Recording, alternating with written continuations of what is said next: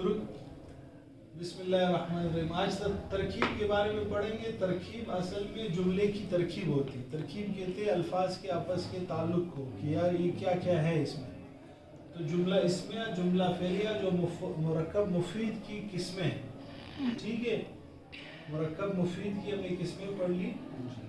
جملہ اسمیہ اور فعلیہ، اور ایک انشائیہ بھی تھا، جملہ انشائیہ یاد ہے؟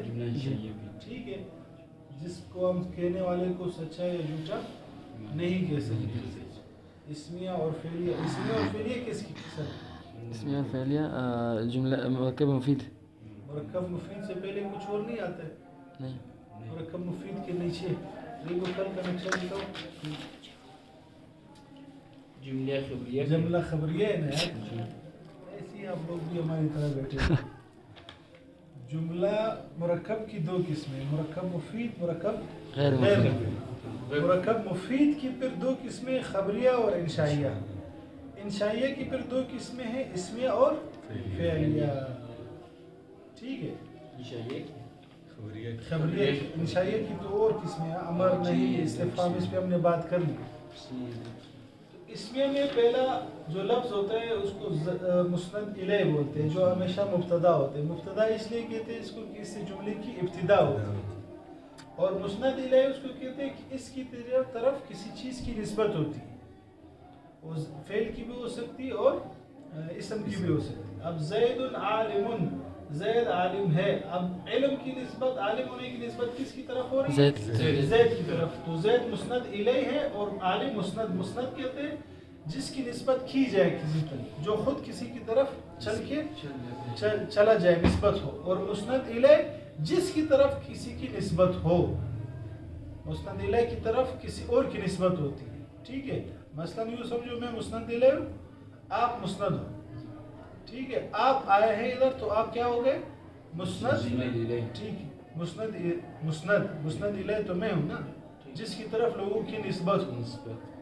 سمجھ میں نہیں آ رہی بات؟ ایک ہے مسند الیہ، ایک ہے مسند.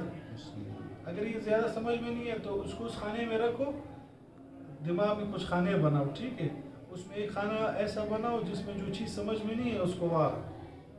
ٹھیک ہے، پھر ٹینشن نہیں ہوگی زیادہ.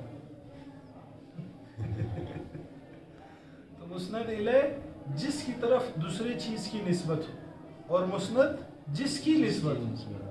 تو زید عالم میں زید مسند الیہ ہے اور عالم مسند ہے. اب اس کی ترکیب ہم ایسے کریں گے، زید مبتدا، عالم خبر. تو یہ جملہ اسمیہ خبریہ ہوا. جملہ اسمیہ خبریہ ہوا. اسمیہ کیوں؟ کیونکہ اس کا پہلا لفظ جو ہے وہ اسم سے.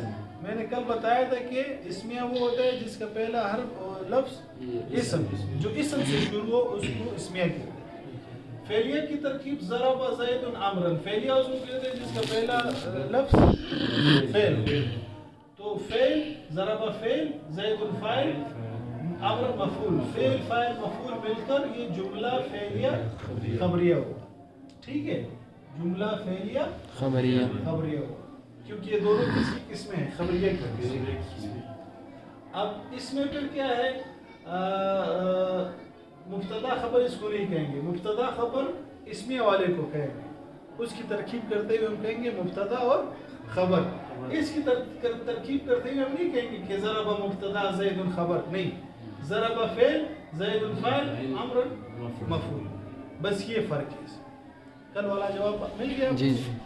اچھا، اب اسم جو ہے وہ مسند بھی ہوتا ہے اور مسند الیہ بھی ہوتا ہے. یعنی اسم ایسا ہے جس کی طرف نسبت بھی کی جا سکتی ہے، جس کو دوسری کی طرف ہم نسبت بھی کر سکتے ہیں.